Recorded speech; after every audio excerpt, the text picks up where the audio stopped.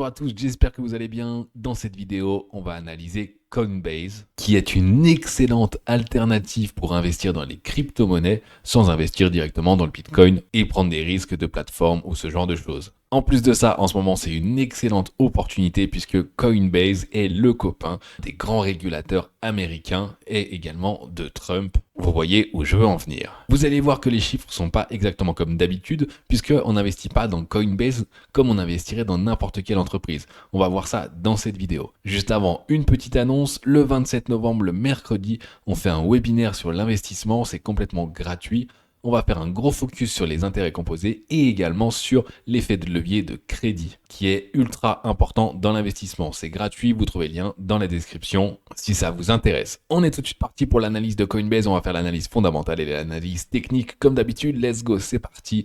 Déjà, que fait l'entreprise ? C'est tout simplement ce qu'on appelle un exchange, donc un échangeur, un endroit où on peut échanger les cryptos les unes contre les autres, où on peut en acheter et en vendre, tout simplement. Et cette plateforme, à chaque fois qu'on fait une transaction, évidemment, elle prend des frais, et ça, c'est une partie de sa rémunération. Mais c'est pas tout, elle a aussi émis un stablecoin qui s'appelle l'USDC, et un stablecoin, c'est une crypto qui a en fait tout simplement la particularité d'avoir la même valeur qu'un dollar. Là, pour l'USDC, c'est un dollar, puisque c'est l'US dollar de Coinbase, d'accord? Mais il y a aussi la même chose en euros, en francs suisses, etc. C'est très utilisé puisqu'il n'y a pas de fiscalité quand on reste dans les cryptos. Donc si on fait des échanges entre cryptos, entre stablecoin et Bitcoin par exemple, on n'est jamais fiscalisé tant qu'on ne repasse pas dans une monnaie fiduciaire normale, c'est-à-dire le dollar par exemple ou l'euro. Et ce qu'ils ont fait, c'est très malin, c'est que tout simplement l'USDC, ça rapporte également des intérêts. Et ça rapporte des intérêts parce que tout simplement, ils achètent de la dette US. Et quand nous, on achète de l'USDC,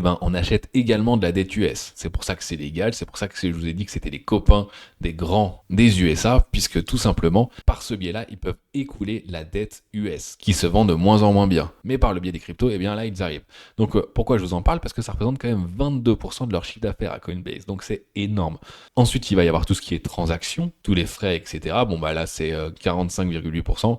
Et aussi, Others, il y a tout ce qui est trading sur marge, tout ce qui est abonnement, tout ce qui est également ICO, donc Initial Coin Offering. En fait, il faut savoir que quand une crypto est mise sur un exchange, en fait, elle offre une partie des tokens, donc des cryptos, sur l'exchange. Et l'exchange, donc, peut le vendre après et se faire de l'argent. Donc, en fait, les projets crypto payent pour aller sur les exchanges, en quelque sorte. Bref, on va pas aller trop loin, c'est pas l'intérêt. Nous, ce qu'on veut, c'est investir tout simplement dans ce marché qui peut rapporter énormément sans prendre les risques et en restant dans la bourse parce que c'est quand même très intéressant. Vous allez voir les performances. Au niveau des investissements, on est à 88% quasiment aux USA et 12,3% dans le reste du monde. Donc vous voyez que c'est très centré US, mais de toute façon, pour l'instant, les cryptos, c'est très très très US. Et c'est pas du tout un petit marché, Je rappelle qu'on est monté à 3000 milliards de dollars, donc c'est quand même énorme. On n'y est pas en ce moment, mais à mon avis, ça dépend quand vous regardez cette vidéo, c'est possible qu'on y soit déjà retourné. Au moment où je tourne, on est bien moins que ça. Je viens de regarder, on est à 2300 milliards de dollars, donc c'est pas rien du tout, c'est quand même monstrueux. Alors, que fait Coinbase ? Quelle est sa santé financière ? Vous allez voir qu'on va pas pouvoir voir tout comme d'habitude. Déjà, c'est une entreprise qui est récente, d'accord ? Ça fait pas longtemps qu'elle est sur le marché. Mais ce qu'on peut voir, c'est que, il y a une grande partie des actions qui sont en circulation et également, il n'y a que 55% qui sont détenus par les institutions. Ça veut dire qu'il y a une grande partie de particuliers qui détiennent l'action en direct et donc globalement, ça va vraiment dépendre du sentiment des investisseurs. La capitalisation est donc le prix de Coinbase. Mais on va voir que de toute façon, c'est extrêmement lié au cycle du Bitcoin, au cycle des crypto-monnaies, évidemment. Et si je fais cette vidéo maintenant, c'est parce que là, on est dans un bon moment. En tout cas, je rappelle que je ne suis pas conseiller financier, faites vos propres recherches, mais personnellement, j'ai investi dans Coinbase il y a un petit moment, et dans les cryptos, évidemment. Ensuite, structure du capital, on voit qu'elle n'est pas très endettée, même quasiment pas.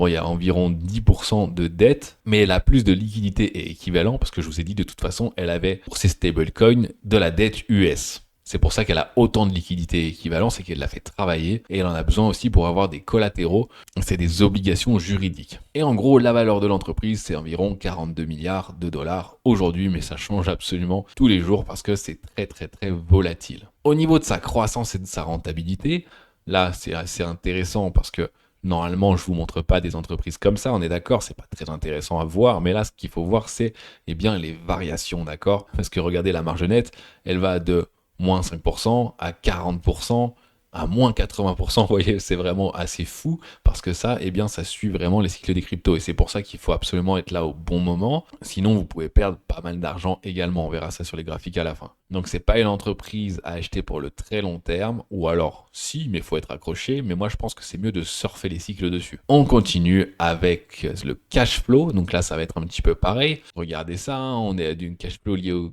activités d'exploitation de moins 119 millions, ensuite 3 milliards, ensuite quasiment 11 milliards qui passe après à moins 700 millions. Ensuite, on repasse à 600 milliards, après à 2 milliards. Et là, logiquement, on va repartir dans un cycle. D'ailleurs, on peut voir avec le cash flow vraiment que c'est cyclique. Hein, ça fait des montées, des descentes. Et si tout se passe bien, l'année prochaine, ou en tout cas la fin d'année, là, ça va vraiment exploser. En plus, les dernières années, il y a eu pas mal de complications au niveau réglementation, il y a eu des procès, il y a eu plein de choses. Donc là, ils sont bien, ils sont réglo. D'ailleurs, ils ont toujours tout fait pour justement être réglo. Ils demandent eux des règles justement pour pouvoir se mettre aux normes, mais c'est très compliqué parce que pour l'instant, la régulation, à part l'Europe, ça n'existe pas trop dans les cryptos. Donc au niveau du free cash flow, on regarde, c'est pareil, c'est très très très variable, de moins 150 millions à 3 milliards, à 10 milliards, à moins 800 millions. 600 millions de positifs et après à 2 milliards en positif cette année pour le moment. Donc ça laisse de bonnes perspectives pour les prochaines années. Si c'est pas en tout cas tout de suite, à mon avis, c'est quasiment sûr que dans les 2 prochaines années, ça remonte et vous puissiez faire un très bon bénéfice. Beaucoup plus que si vous investissiez dans Tesla par exemple. Après bon, je dis ça, ça peut complètement être l'inverse. Allez, on voit les dividendes maintenant qui sont à 0, tout simplement parce que Coinbase ne verse pas de dividendes et de toute façon elle ne pourrait pas, parce que quand elle fait des cash flows qui sont à moins 600 millions, faut y aller pour sortir un dividende. Mais je rappelle que c'est normal parce que c'est aussi une start-up, d'accord? Donc ça fait que quelques années qu'elle est sur le marché, mais elle n'a pas vraiment de concurrent direct qui soit régulé de la même manière. C'est vraiment une des seules plateformes qui fait quelque chose d'intelligent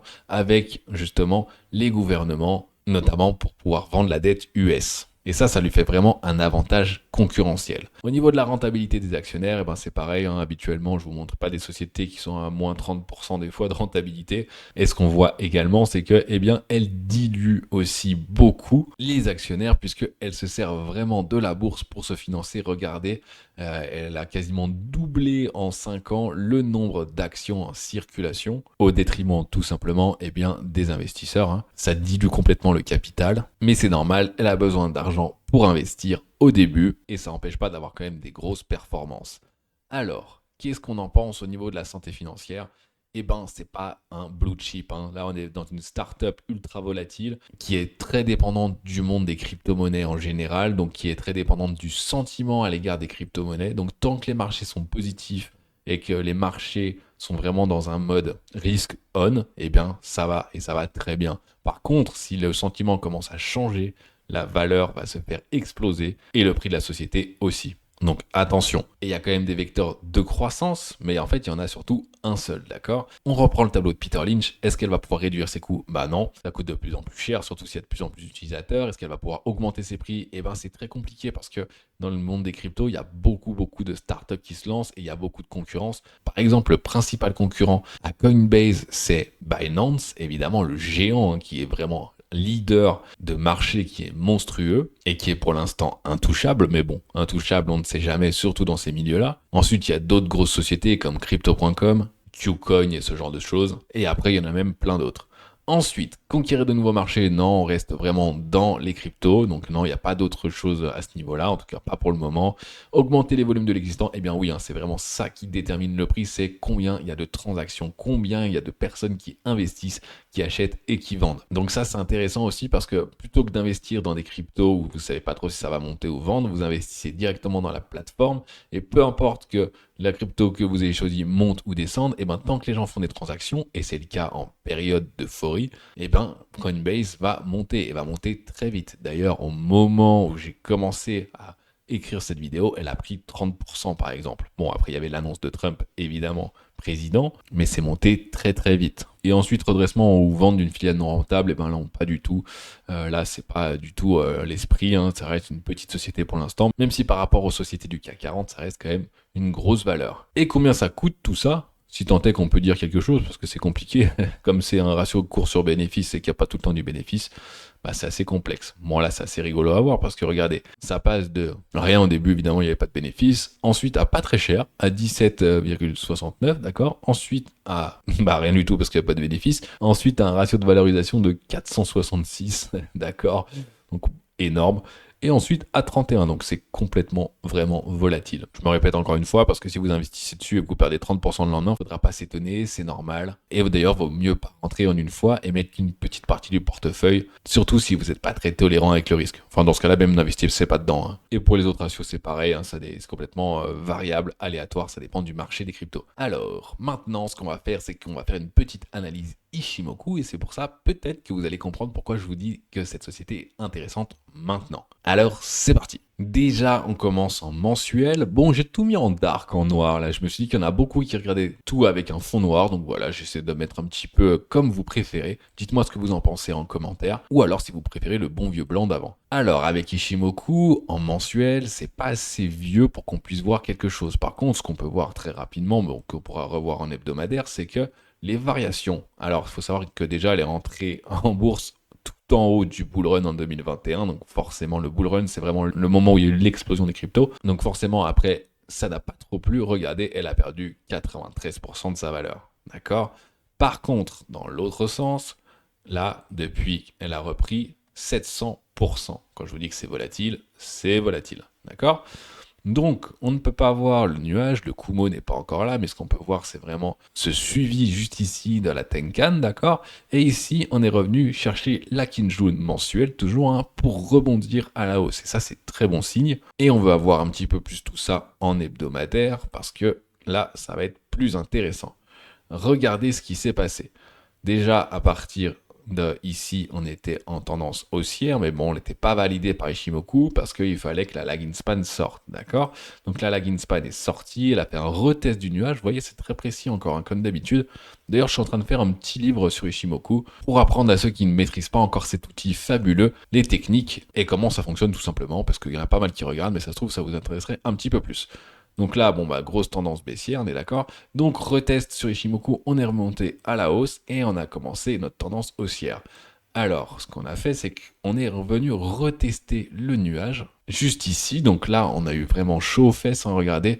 Là, la Greenspan était passée sous la Tenkan, la Kijun, et on avait fait une petite frayeur sous le nuage. Ça arrive souvent dans le monde des cryptos, qu'il y ait des grosses frayeurs et des faux signaux. C'est très dangereux.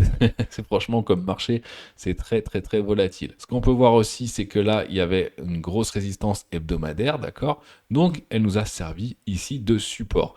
Elle nous a servi de support plusieurs fois. À la hausse, on l'a traversé complètement, mais ensuite support ici quelques semaines de suite. Hein, et ensuite, on est venu le retester et encore une fois, mais par contre là, on l'a complètement traversé. Et finalement, on est venu retester le nuage et on est reparti à la hausse pour le moment. Et regardez, la lagging span, elle est revenue rebondir plusieurs fois sur la Kijun mensuelle.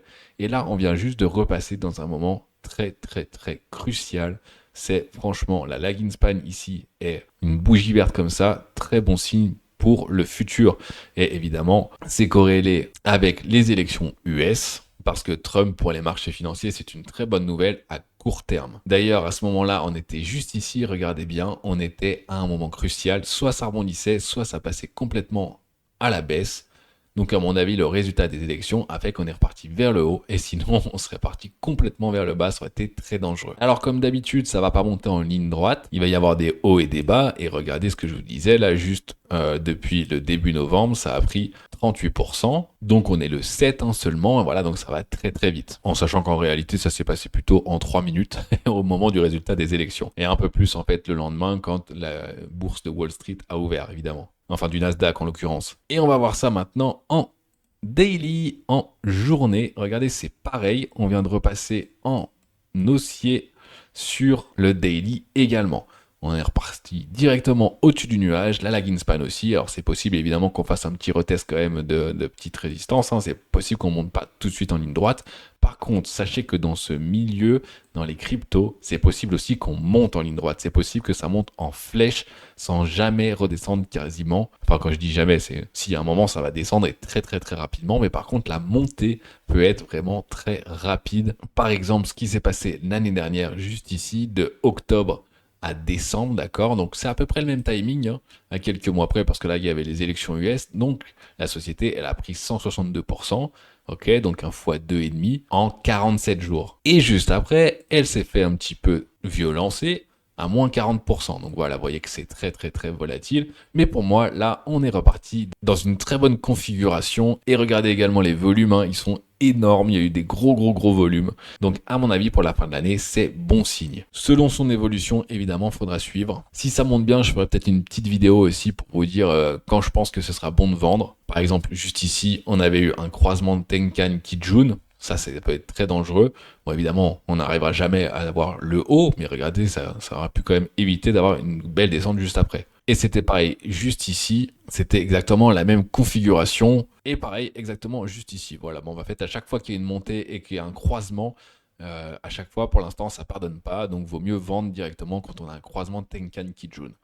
Je ferai une vidéo le jour où ça arrive, vous inquiétez pas, je vais suivre avec une valeur comme ça aussi volatile en portefeuille, c'est toujours important. Et voilà pour Coinbase, investir avec modération, mais ça peut être une très très bonne opportunité court terme pour faire quelques sous là sur la fin d'année. En tout cas, si vous êtes un petit peu joueur, c'est un peu du gambling quand même. Je vous rappelle, on a un petit webinaire le 27 novembre, alors allez checker le lien dans la description, c'est gratuit, vous pourrez poser toutes les questions que vous voulez. Et ça peut vous être évidemment très bénéfique. En tout cas, pour l'heure, moi je vous dis merci d'avoir regardé, thumbs up si ça vous a plu, et allez vous abonner si ce n'est pas encore fait. Allez, à plus!